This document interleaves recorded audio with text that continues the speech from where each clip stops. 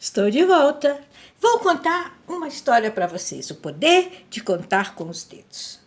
Poucos estudantes entendem o princípio da indução matemática quando vêm pela primeira vez. E isso acontece com Jamil Ferreira, pesquisador do Departamento de Matemática da Universidade Federal de Ouro Preto, o FOP. Jamil era adolescente na década de 1970 e estudava no colégio que, certo dia, anunciou um concurso especial de matemática. Jamil se inscreveu. Nas primeiras aulas, um dos professores demonstrou o princípio da indução matemática e depois cobrou dos alunos aplicações práticas. Quem diz que Jamil conseguia pensar numa aplicação? O que eu poderia fazer? O que será que o professor está pedindo? E eu conseguia resolver exercícios, mas não entendia claramente o que significava esse método de demonstração. Nas aulas seguintes, Jamil foi conversar com os professores para tirar dúvidas. Eles não lhe deram bola e ele abandonou o curso cheio de dúvidas. Não desistiu, contudo. Mal se lembra de quantas semanas pensou no assunto. Talvez tenha tido bastante tempo, mas um dia a ficha caiu. É assim que acontece com a gente. Um dia a ficha cai.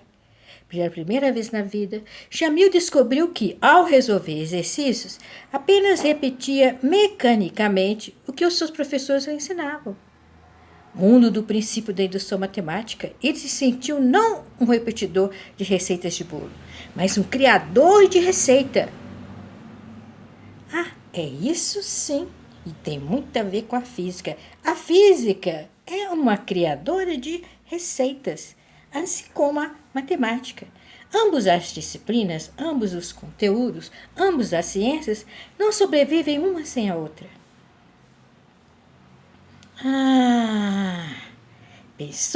Pensou e, em toda a carreira como professor, Jamil conheceu poucos professores de ensino médio que se davam o trabalho de ensinar o princípio a seus alunos. E hoje conhece menos ainda a maneira das escolas de ensino médio.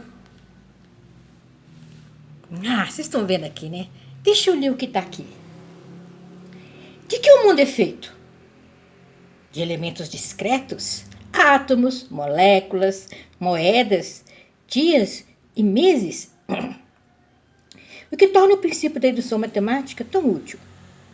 Com ele, o estudante pega um pedacinho de indução aqui, outro pedacinho acolá, e com isso faz uma afirmação válida para um número infinito de elementos.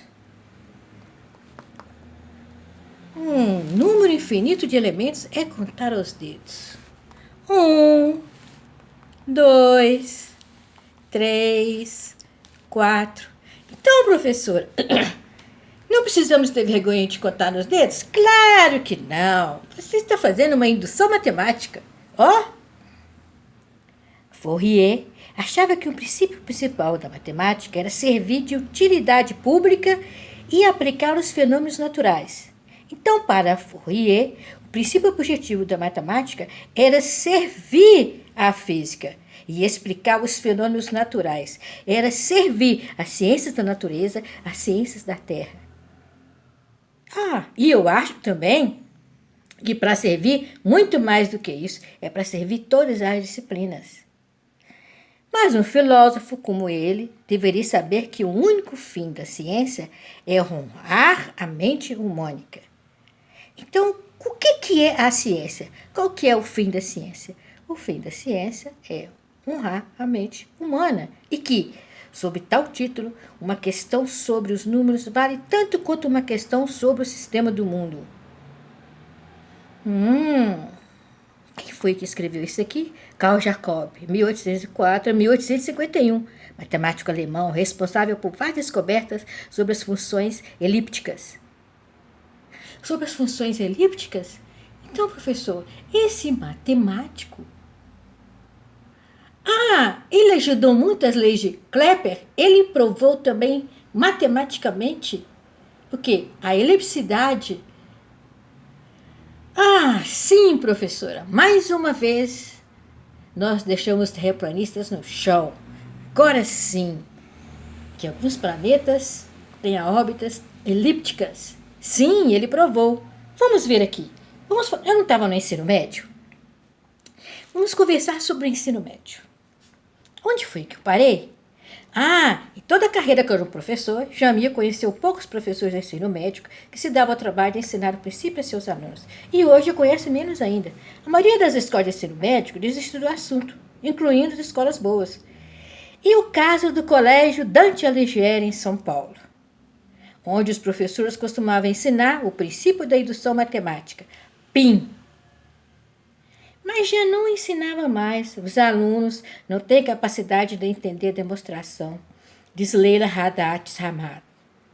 Quer dizer, dizia uma descendente de um árabe, Leila Haddad Sayah, a coordenadora do ensino de matemática. Leila mencionava uma justificativa de cunho prático. Para que o estudante compreenda o PIN, o que é PIN? Princípio da indução matemática, ele precisa refletir, resolver exercícios. Refletir mais, resolver mais exercícios. Mas exigir isso do aluno está cada vez mais difícil, diz Leila. Ele tem cada vez mais atividades para fazer na escola e cada vez menos tempo para a lição de casa. Ou melhor, eu dou para casa, eu gosto de dar para casa. Mas muitos professores hoje em dia não dão para casa. Eu não sei por quê. O dever de casa é magnífico. Mas não só ele. O aluno tem que aprender a estudar sozinho. É importante para ele se desenvolver. Quando os professores de Dante tratam de algum assunto aparentado com um PIN, como o binômio de Newton ou as várias harmônicas, eles mostram que é possível provar a validade de certas afirmações matemáticas ao propor o x por 1, por 2, por 3, por 4. Os alunos ficam impacientes com essa breve tentativa de demonstração, diz Leila. Logo, eles querem saber para que a fórmula serve. É isso que os alunos querem. Faça exercícios. Ora, o que adianta ter um curso no YouTube para ensinar a teoria? Eu quero que faça exercícios. Não. Não é por aí. A sua impaciência não pode. A demonstração é muito importante. Então, eles nunca passam pela experiência de provar alguma descoberta matemática com o auxílio do PIN. O professor Jamil defende um treinamento mais consistente sobre o PIN no ensino médico, mas não censura nenhum professor que tenha desistido do assunto. Os alunos, do ensino médio, entre aspas, dizem que eles não têm maturidade. Será? Eles não compreendem um fundamento básico. Será mesmo que eles não compreendem? Ou porque eles não querem compreender? Será? Vamos ver aqui. Vamos ver um pouco mais. Não sabe o que é tese, o que é hipótese, ou como articular um raciocínio lógico. Para entender o princípio, o PIN, é preciso mesmo viver, não seja preciso. Não porque o PIN, o matemático, faz afirmações válidas para pedaços do conjunto dos números naturais, mas porque qualquer afirmação válida para subconjuntos do conjunto dos números naturais é útil em algum centro do universo. Deus criou os números inteiros, escreveu uma vez o matemático alemão Leopold Glorcher, 1823 a 1891. Com certeza, ele era adepto da escola de Pitágoras. Todo o resto é trabalho do homem. O homem é feito de o quê? O homem é feito de fatos, de objetos que o estudante pode contar. 1, 2, 3. Quando o estudante pensa um pouco nisso, percebe que é verdadeiro. 2 átomos, 76 moléculas, 1030 grãos de areia, 10 livros, 4 carros, uma caixa com 12 pastilhas para a garganta, 8 celulares, 7 botões de camisa, 2 garrafas d'água, 4 calendários, 3 latas de lixo, 25 bitucas de cigarro, 2 mulheres bem vestidas. E aí, sucessivamente.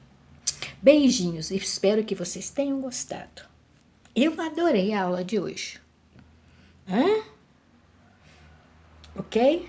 Depois nós vamos conversar mais.